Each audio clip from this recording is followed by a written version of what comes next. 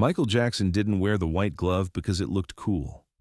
That's what the world thought, because the world usually stops at whatever shines first.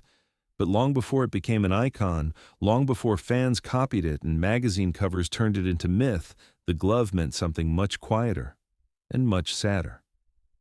The real reason Michael Jackson secretly wore one white glove during every public appearance had nothing to do with fashion. And once people understood it, they never saw it the same way again. It was the early 1980s in Los Angeles, at a time when Michael Jackson was becoming something bigger than a pop star and more complicated than a person should ever have to be. The cameras were everywhere. Every entrance became an event. Every wave became a photograph. Every small detail on his body was turned into a headline by people who had never stood close enough to know what it cost him to be looked at that way. By then, the glove was already being noticed. At first, not by everyone. A few photographers mentioned it. A stylist asked about it once in passing. A makeup artist at a television taping joked that if Michael kept adding signature pieces at this rate, one day people would be able to recognize him from across a football field. Michael had smiled politely, but he never explained it. That was the strange thing. In public, he could talk about music, rhythm, rehearsal, fans, dancing. He could charm interviewers when he wanted to. He could dodge questions with a shy smile when he didn't. But the glove? That subject made him go inward, and the people closest to him learned quickly, don't ask unless he offers. One of the few people who did know part of the story was his longtime wardrobe assistant, a woman named Elena.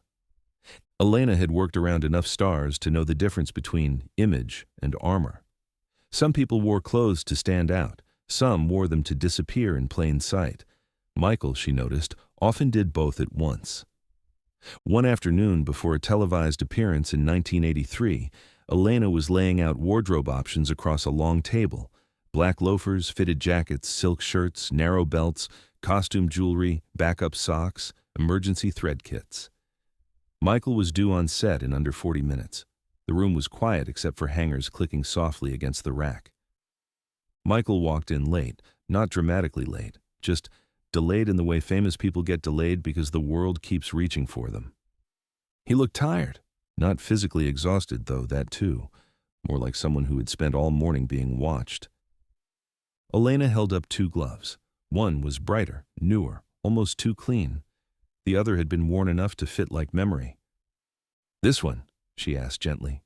Michael looked at both. Then he took the older one. Always the left hand. Elena had noticed that pattern months earlier, but she had never asked why. It wasn't her place.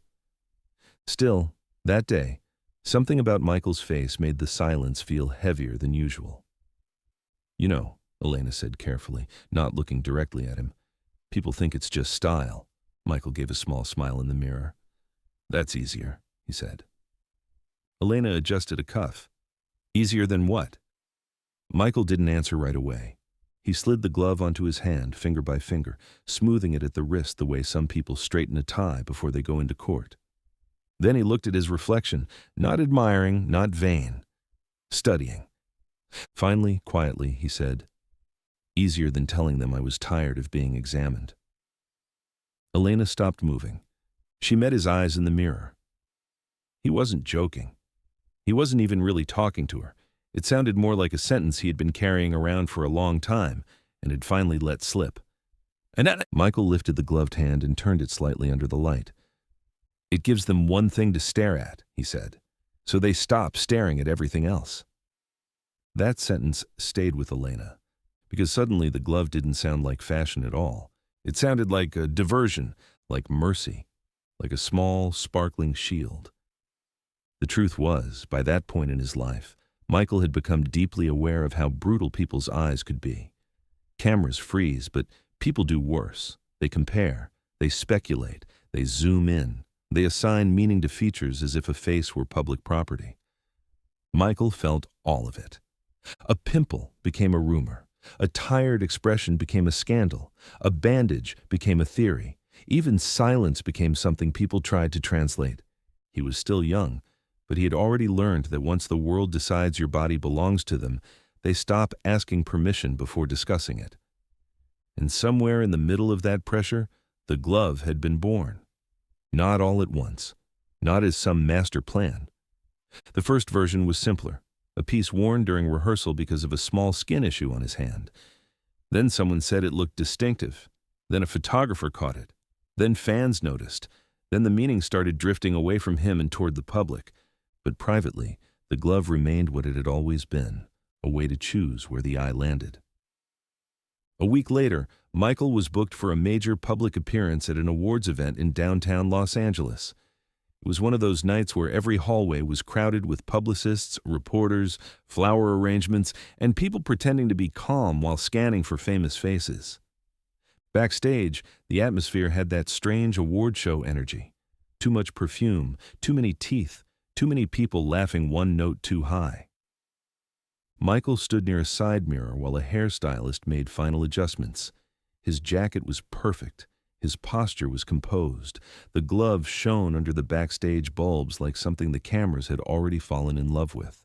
A teenage runner, maybe 16, came hurrying in with updated cue cards and nearly dropped them when he saw Michael. "Sorry," the boy blurted, face flushing. Sorry. Michael smiled faintly. "It's okay." The boy handed over the cards but lingered for half a second too long, staring at the glove. Then, before he could stop himself, he asked, "Why do you only wear one?" The room went still. The stylist froze.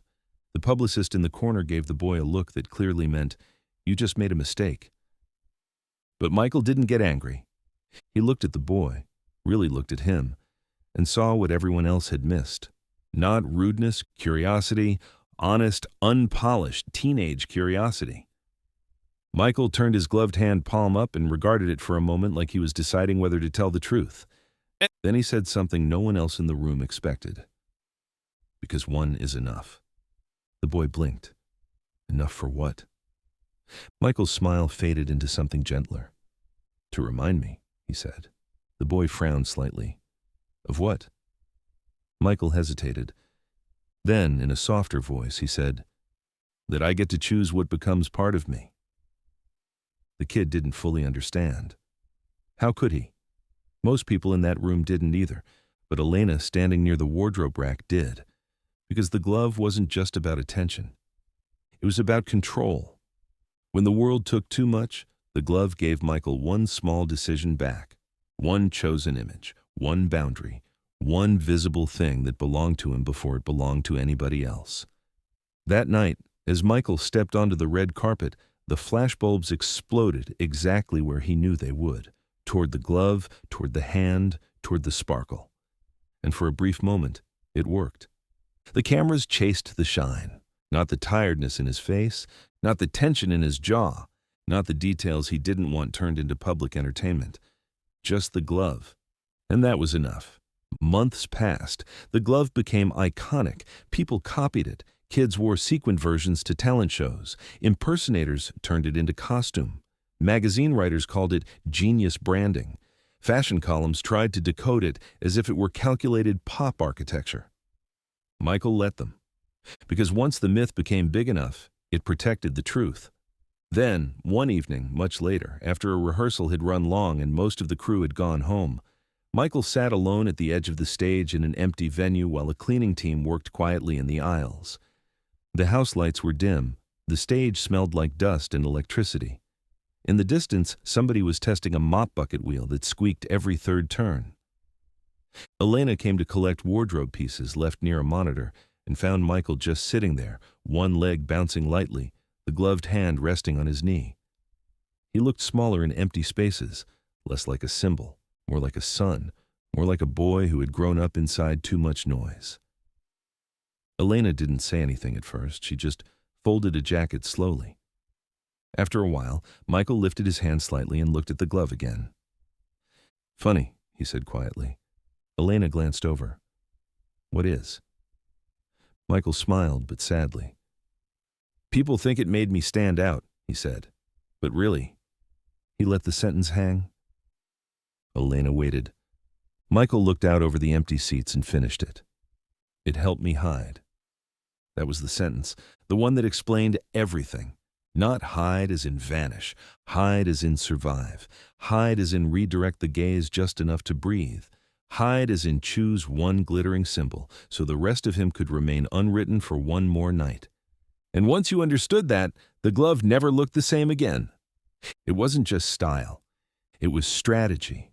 It was vulnerability turned into image before the world could turn vulnerability into sport. It was a quiet answer to a loud life. Years later, after fans and critics and culture had made the glove immortal, Elena would still remember the way Michael said it. Not with pride, not with drama, but with relief. It helped me hide. And maybe that was the heartbreaking truth beneath so much of what made him iconic. Sometimes the things the world celebrates most are the very things a person creates just to feel safe. If this story stayed with you, please like and subscribe, and share it with someone who needs a reminder that what looks like style on the outside can sometimes be protection on the inside.